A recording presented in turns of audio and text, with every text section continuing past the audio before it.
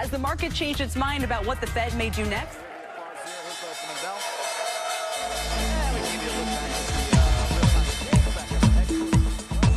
Hi, I'm Chris Crystal with Finance Stockholm, and this is today's view, Thursday, September 15th.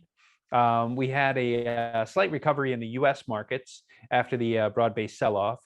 We saw European markets looking a little bit down, and most in Europe are looking at a slightly possible positive return scenario coming, but there still remains to be no real bright horizons to lead this.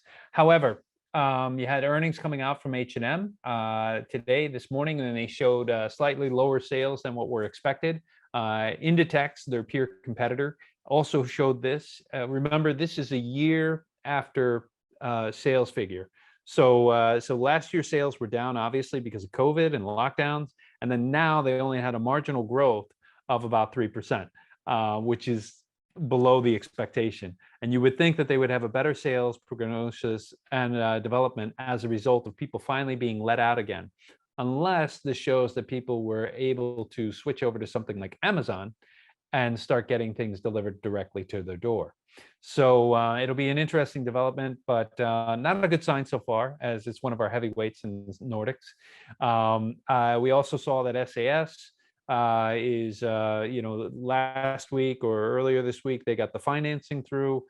They've been going through their rocky flights with bankruptcy. But I think the real key with SAS, and most of the people who realize what the key is, or the gem within SAS, is the amount of business class travelers or SAS Euro bonus plan members.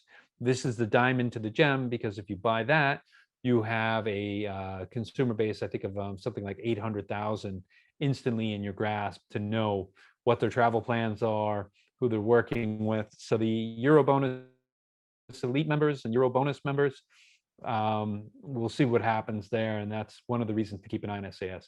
Not so much for how they're going to deliver profitability on flights, but the information database that they can provide to a purchaser. But with the economy and what's developing in the markets, is that what's going to really lead to a positive light, and what's going to really be able to guide us forward? Well, you still really don't see anything happening in energy that's a positive development. Although you did see the filing for the EU Commission, where they're looking to claw back 140 billion in profits from the energy companies. Now, this is an interesting proposal that you tell businesses they can go out and make money, but when they make too much money, they have to give some of it back.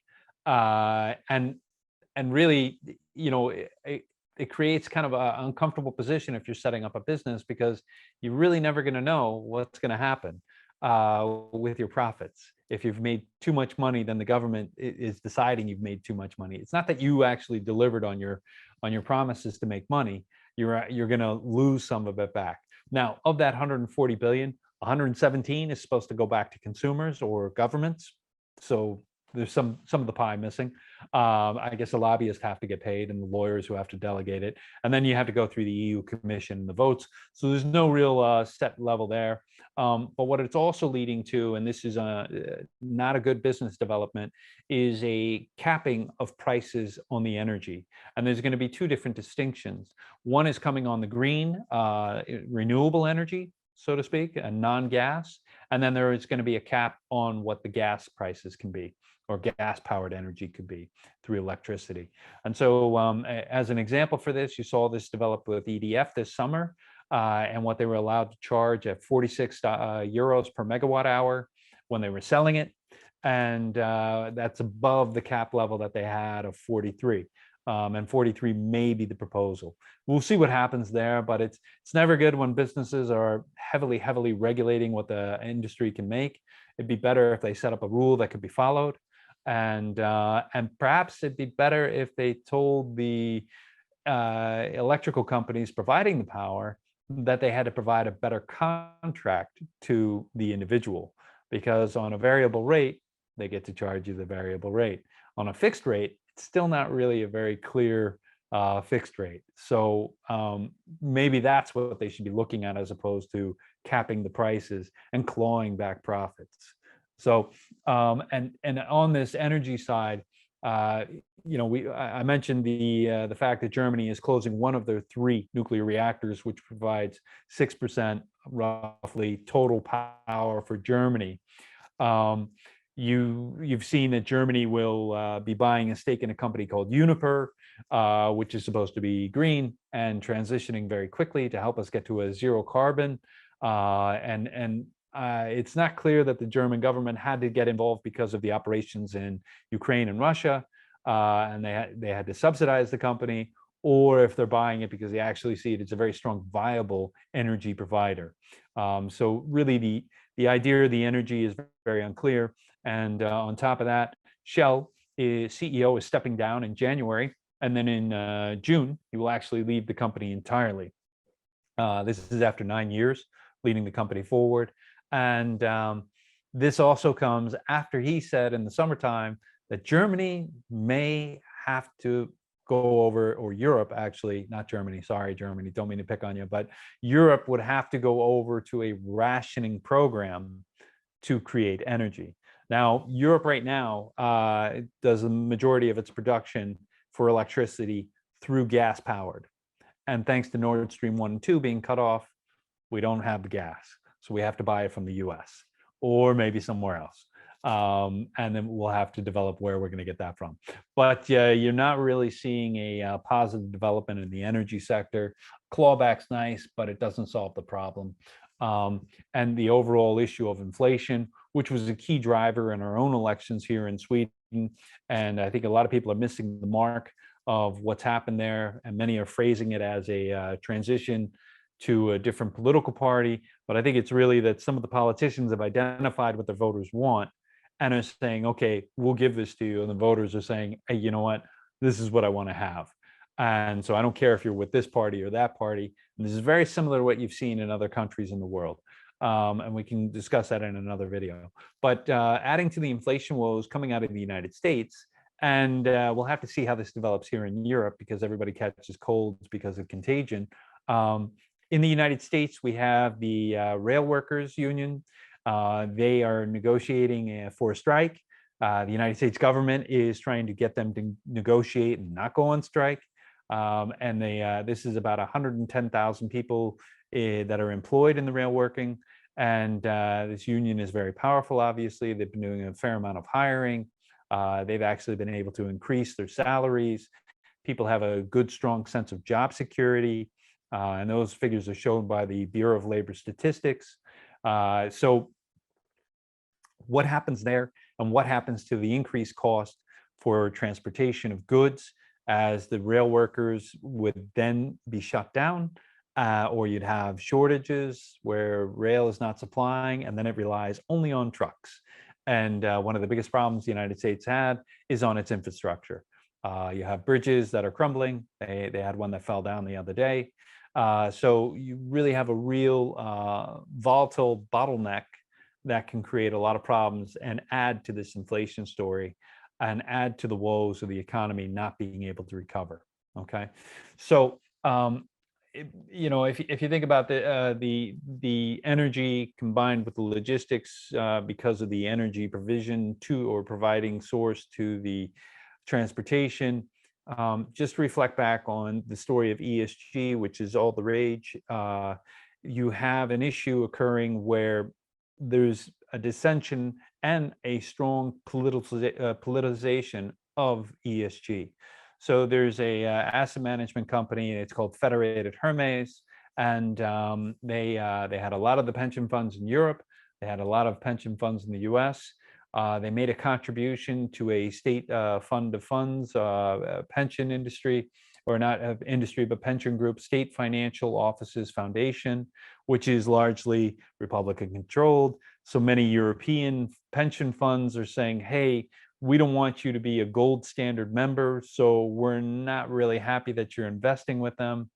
And yet Federated Hermes is not the only one investing in these pension funds. It's just that it came out recently that they are a gold member. Fidelity's a gold member, JP Morgan's a gold member, Wells Fargo's a gold member, and many of these European pension funds also have assets with these companies.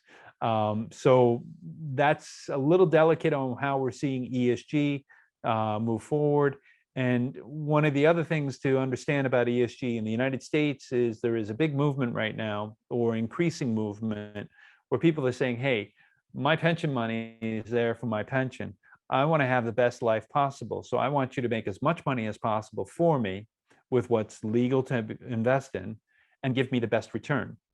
And if you're changing this dynamic to be ESG, which is excluding a lot of the energy companies because it doesn't fit with your SDG goals, then maybe you're not actually acting on my fiduciary benefit, and you're not meeting your fiduciary obligations. And so as a result, this is a growing trend in a lot of states, or broadly based within the United States. And so you had a company called, the company was called Strive Asset Management, which released or opened a fund this summer, back in August, and within 2 days had raised $60 million.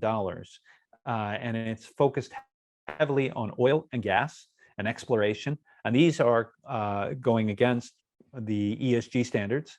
And so companies like BlackRock, which have been telling companies that they sit on the board, we don't want you doing this. We're not going to give you the financing to do exploration. So Drill, which is the name of the fund, it's a $sign and a drill, DRLL, trading is growing in assets, and we'll see if it grows in appreciation. But on top of that, the politicization isn't just here in Europe, it's also in the United States, because you have Republican AGs, attorney generals, who are the state attorneys for different states, suing companies like BlackRock to say your ESG policies do not meet the investors' needs.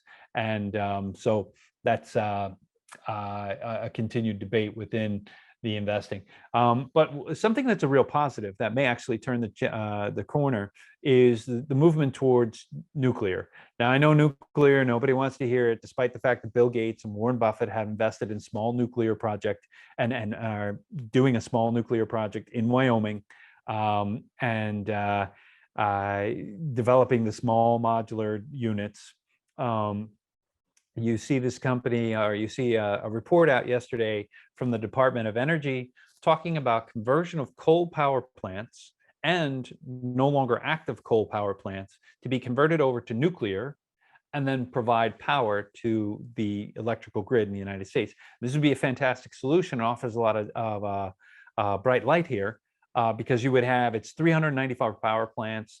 The terawatt hours of 3,400 terawatt hours would be enough to supply 70% of last year's power needs to the United States, and would offer a very, very viable solution to supplying the energy needed to continue running your economy and meeting the needs of ESG emission standards. And the even better part to it, it could also meet with the G, because the jobs created would be at a higher income than the coal power plant current workers.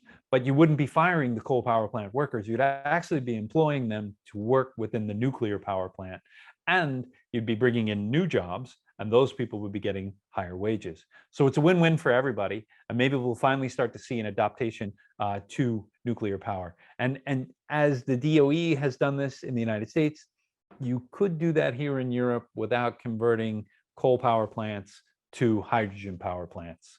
So what's important to remember as the winter approaches, more people die of the cold than die of the heat. So ESG is great, and we need better stewardship of the environment.